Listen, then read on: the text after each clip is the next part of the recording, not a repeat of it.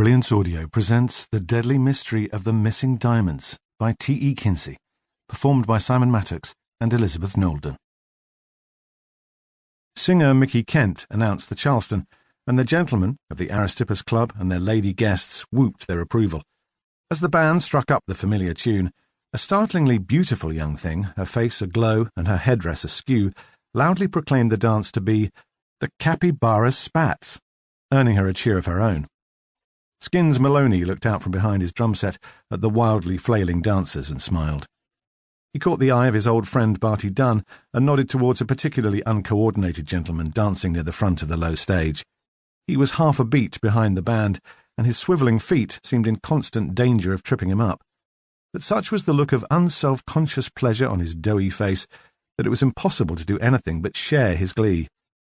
Dunn grinned round the neck of his double bass and inclined his head towards another candidate.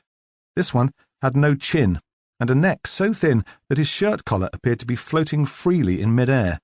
But he, too, was lost in the joy of the dance. His delight was equally infectious. His dance partner was less impressed. Twice now she'd been jabbed in the ribs by an errant elbow, and she was trying to put some empty air between them to save herself from further injury. It had been, as always, quite a night. The Dizzy Heights had been the club's resident band for some months, and it was the club, not the band, who thought themselves the lucky ones. Aspiring bands fought eagerly for even the sniff of a chance of a residency, no matter where, but the Dizzy Heights had long since passed aspiring and were well on the way to highly respected. Their reputation among jazz aficionados in London was such that clubs were chasing them rather than the other way round.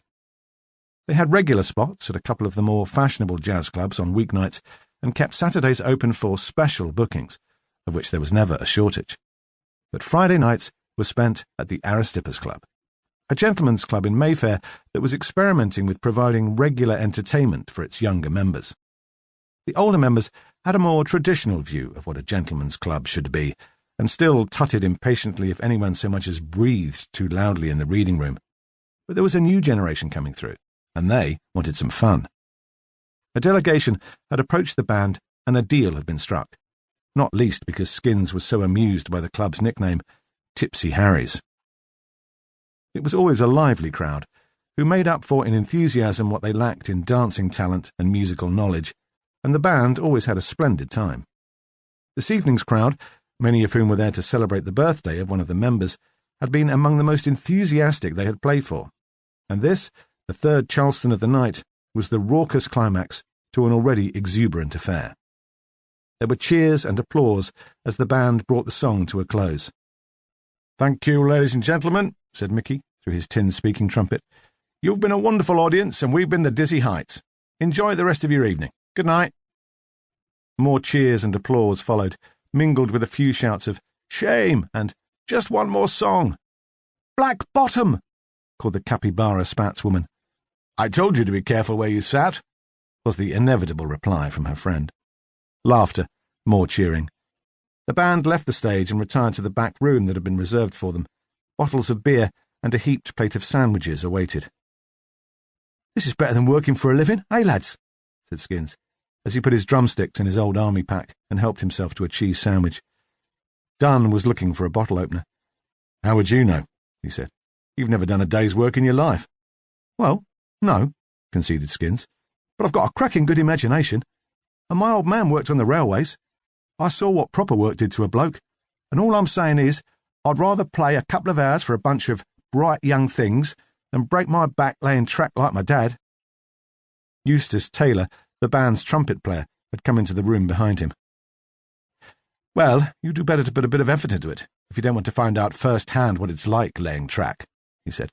"Your timing was out in the middle eight of Fascinating Rhythm. And do try to keep that blasted cymbal under control during my solo in Dippermouth Blues, there's a good chap."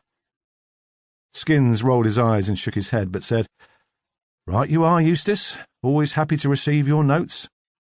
Eustace frowned. "Yes, well," he said, "just you be careful." Skins had been playing ragtime since before the war, and had been one of the first to bring proper American jazz to the London clubs as soon as he'd been demobbed. Eustace, meanwhile, had spent the years before his call-up playing second trumpet in the Dorsetshire Philharmonic.